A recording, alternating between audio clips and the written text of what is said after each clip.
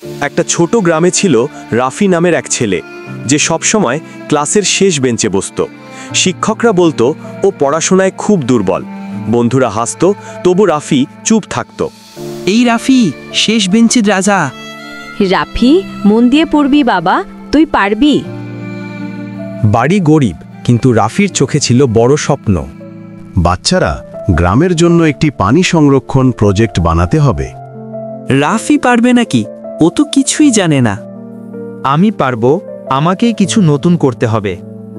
সে পুরনো বোতল, হাড়ি আর পাইপ দিয়ে বানালো নিজের মডেল। আরে কি আনন্দ, আমি পেরেছি।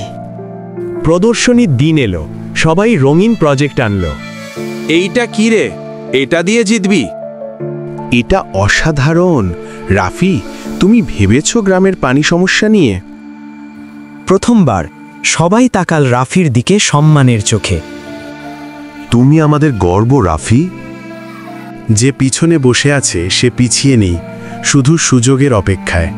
শেষ বেঞ্চও একদিন প্রথম হতে পারে, যদি তুমি নিজেকে বিশ্বাস করো। এমন অনুপ্রেরণাদায়ক গল্প পেতে সাবস্ক্রাইব করুন অ্যানিম্যাজিক্স বাংলা।